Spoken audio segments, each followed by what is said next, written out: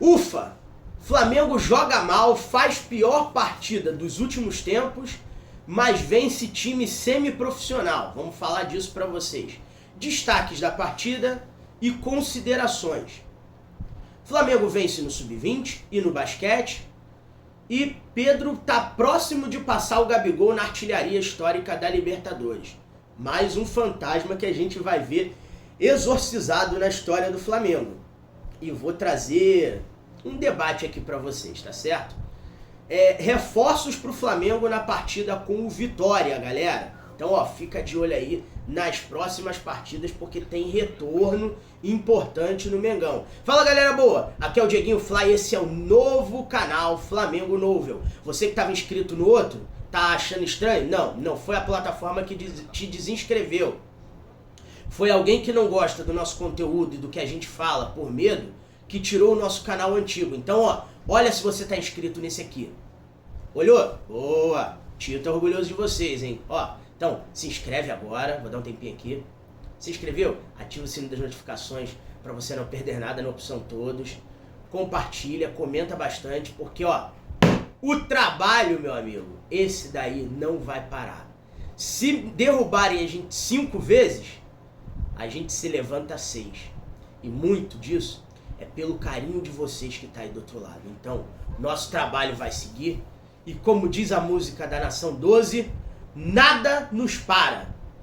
Né, pai?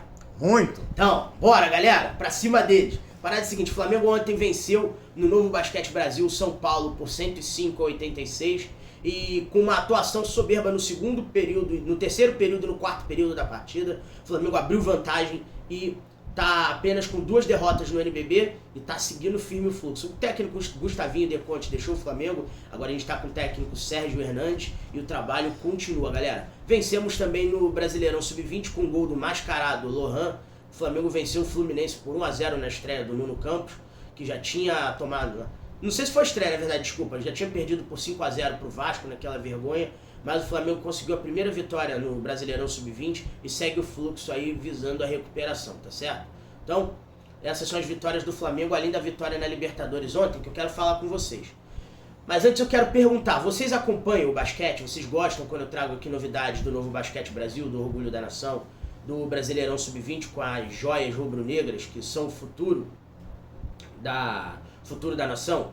Porque trazer sobre as joias do Flamengo é importante. Ontem a gente teve com a camisa número 79 estreando no banco de reservas do Flamengo o Joshua, que ainda está no primeiro ano do Sub-20, estourou a idade para o Sub-17 e ele foi artilheiro na base do Flamengo, meia habilidoso, camisa 10 clássico, muito bom jogador e assim, Felipe Luiz está dando oportunidade a ele. Trabalhou com o Felipe Luiz no Sub-17, trabalhou com o Felipe Luiz no Sub-20 e é uma grande joia que o Flamengo tem à disposição no futuro, galera. Tá certo? Então, vamos ficar de olho aí porque a base do Flamengo ela vem forte e cedendo talentos aos times principais da gente. Eu quero falar agora de Flamengo e Deportivo Táchira ontem. Depois de muito tempo, o Flamengo, apesar de jogar mal, fazer uma partida péssima, lamentável, ridícula. O Flamengo pegou um time semi-profissional, com todo respeito ao futebol da Venezuela, não dá pra comparar com o futebol brasileiro. Não dá pra comparar. E o Felipe Luiz escalou o Flamengo mal ontem. Felipe Luiz! Ô Felipe Luiz, olha pro tio aqui. Amigão, deixa de ser teimoso, cara. Deixa de ser maluco, cara. 4 atacantes não dá. Você tinha ontem o Luiz Araújo, você tinha o Bruno Henrique jogando de centroavante, ok, ele quebra um galho ali, apesar de ter jogado mal ontem. Você tinha o Michael e o Cebolinha. Você tinha 3 pontas esquerdas de origem e 1 ponta direita. Com 2 pontas esquerdas, um jogando na ponta direita e outro na ponta esquerda, Michael e Cebolinha, respectivamente. Você tinha o Bruno Henrique jogando de centroavante, que quebra um galho ali de vez em quando. E você tinha o Luiz Araújo, que é ponta direita, jogando de armador central.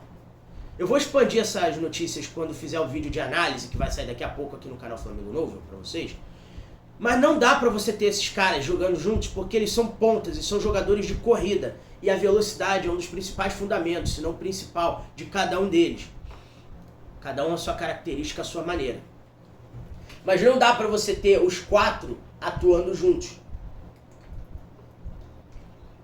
Não dá pra você ter os 4 atuando com um tirando espaço do outro, porque prioritariamente em algum momento da partida eles vão tentar ir para suas funções de origem, onde eles se sentem mais à vontade, e o time vai ficar embolado.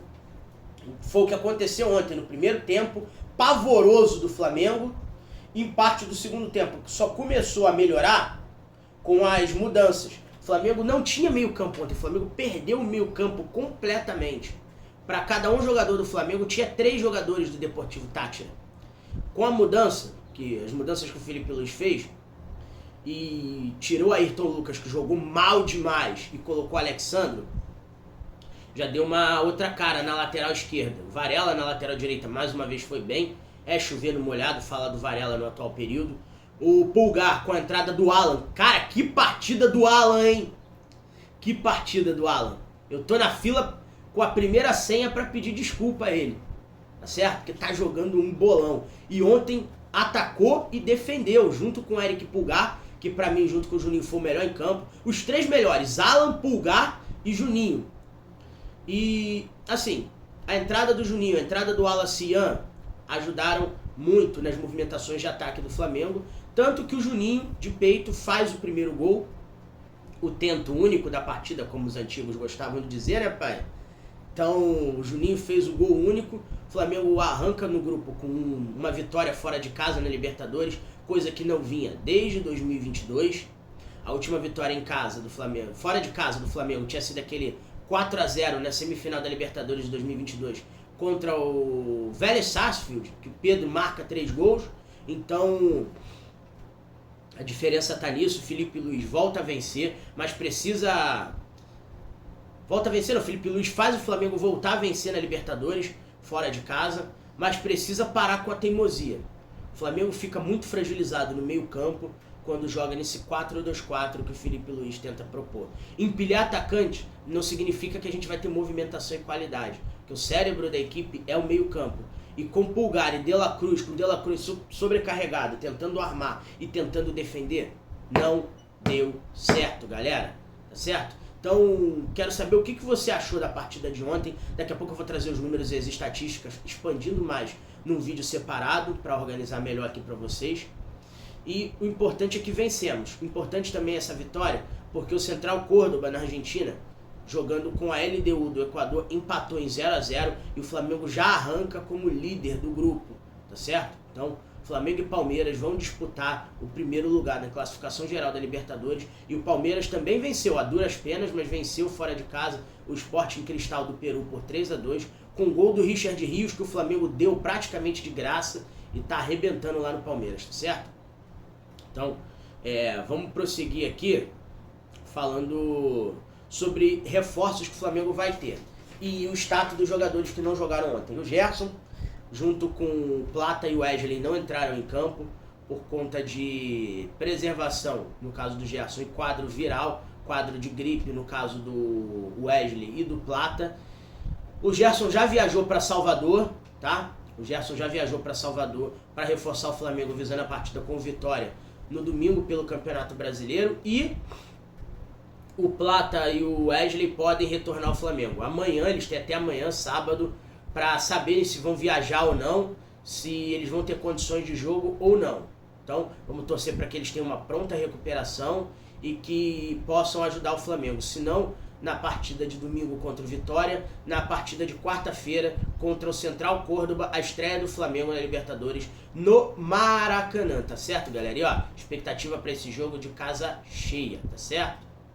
Ó, dando prosseguimento aqui, deixa eu falar uma parada pra vocês.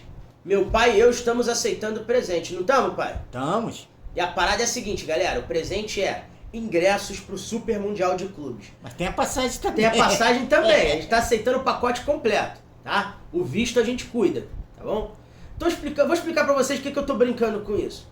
Ó, a FIFA abriu a venda de ingressos pro Super Mundial de Clubes lá nos Estados Unidos. Competição essa que vai ter a presença do Flamengo e que acontecerá entre os dias 15 de junho e 13 de julho. Tá bom? Então, você que quer comprar ingresso ou quer presentear os componentes do canal Flamengo Novo, você pode entrar no site da FIFA, que já está tudo liberado para você adquirir os ingressos para prestigiar o Mengão nas terras do Tio Sam.